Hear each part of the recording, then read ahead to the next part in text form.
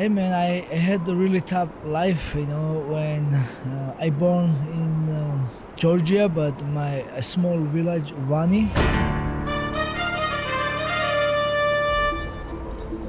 Our story begins here in Georgia.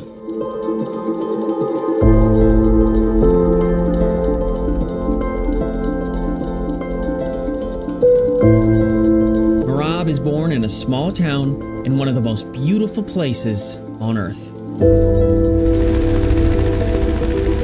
Just 2 years ago, and not far away, the walls of Berlin would fall.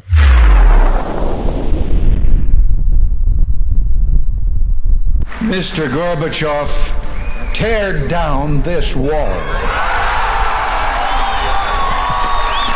A key moment in the end of the Cold War. The very year Merab is born, Georgia declares independence from the Soviet Union.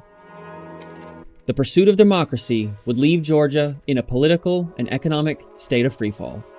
The economy collapsed, shortages of food and goods, and poverty struck the nation, boiling over in a civil war.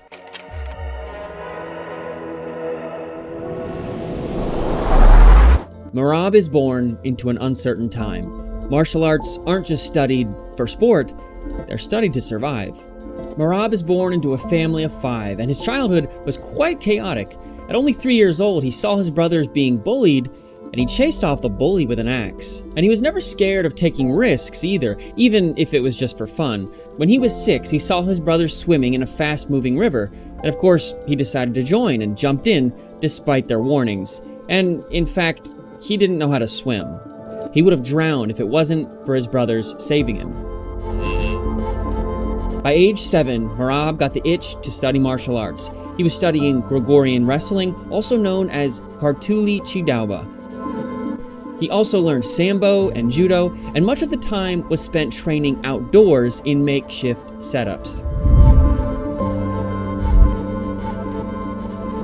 2 years later, in search of a better life, Merab's family moves to Tbilisi.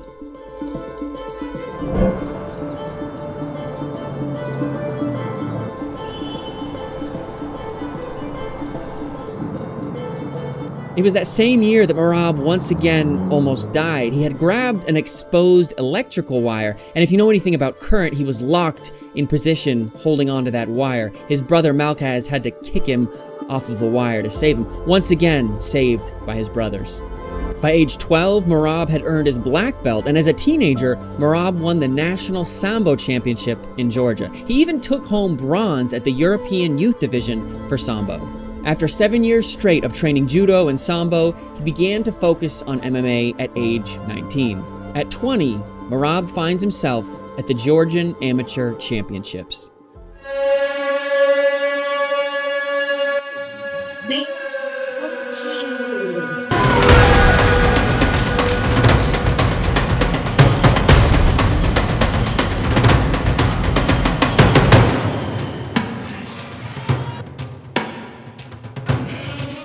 Merab's family had taught him to be resilient, and with a growing passion for MMA, Merab knew there weren't many opportunities for him in Georgia.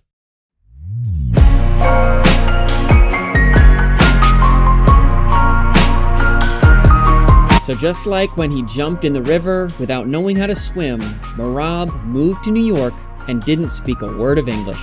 He took on tough jobs like construction and carpentry, but he was rapidly worn down by working tough jobs during the day and then training MMA by night. And to make matters worse, his professional fights in Georgia weren't counted towards his record in the United States because of asinine policy. He even tried going through the amateur scene, and halfway through a tournament one time, Golden Gloves kicked him out because they claimed he was a professional. So he's kind of stuck between a rock and a hard place.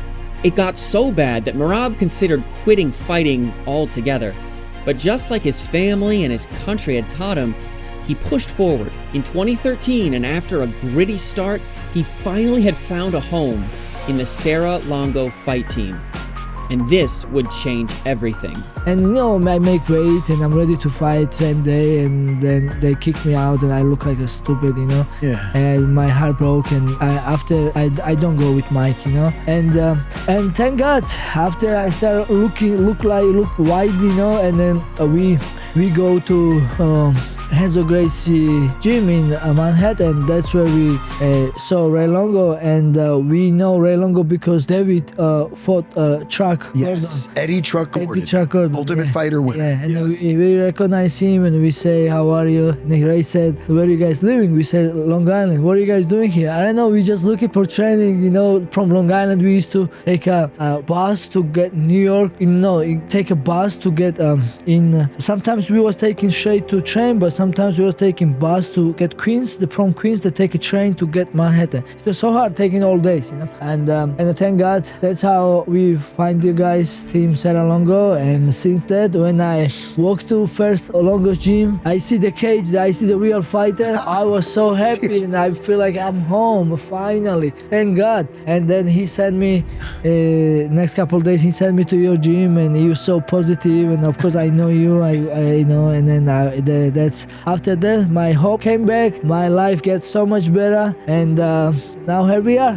Thank goodness. First of all, what a story. And and can I just add Yeah. that if that promoter didn't step in there, those guys worried about a foreigner coming in and winning the Golden Gloves, you would have been a Golden Gloves champion. Everybody would have been like, this guy's got to worry about his hands. And you know what I mean? Yes. So that's funny in itself. He competed his first 9 professional fights in New Jersey and surrounding states, racking up a 7-2 record. And it was that Ring of Combat 59 in Atlantic City, New Jersey, that would change everything. Dana White was scouting for talent.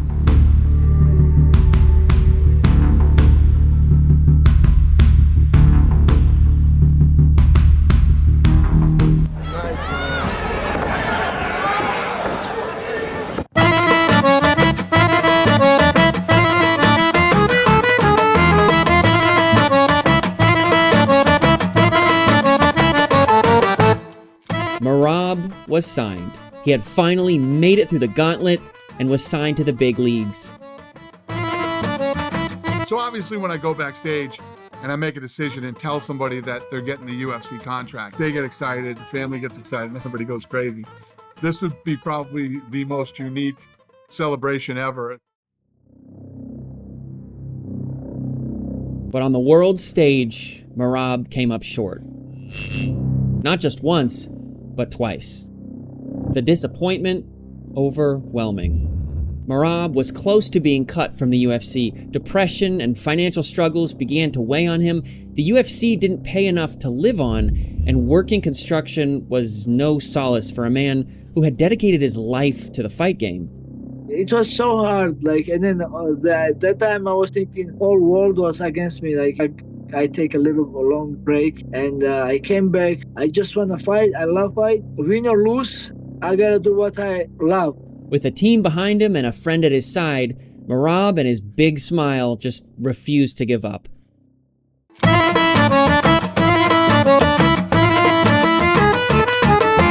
The whole world knows about Merab's cut. He posted it. Our guys are so dumb.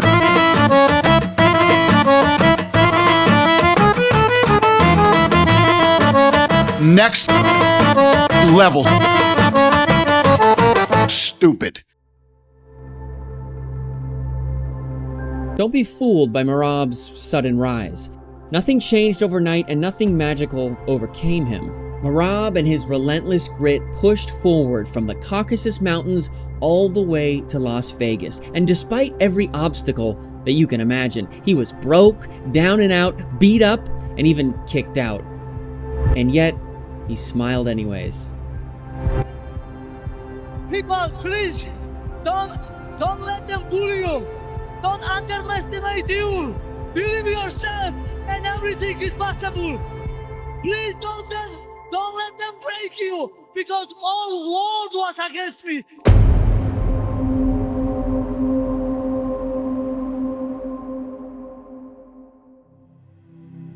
Dustin Poirier and his wife started the Good Fight Foundation, which donates food and backpacks for shelters and for schools. They donate to provide tutoring for programs around Acadia. They even built multiple water wells for a crisis in Uganda.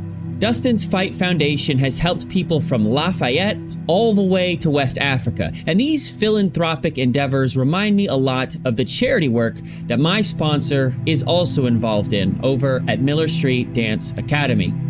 Miller Street's founder, Michelle Soutier, is heavily involved in Dancers Against Cancer, who assist dancers battling cancer. Similar to Dustin, Miller Street's efforts extend from the Carolinas all the way to Africa.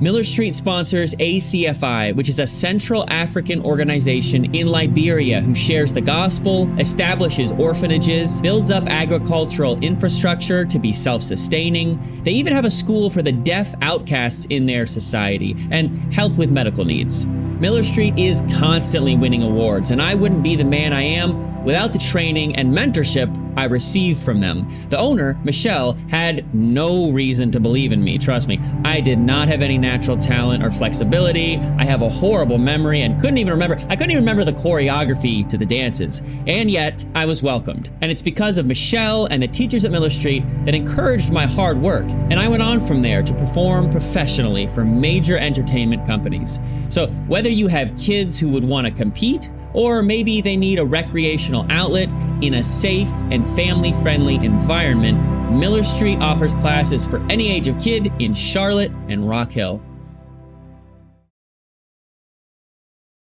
Some of these guys are so stupid. Owen Lee, you're cruising for a bruising.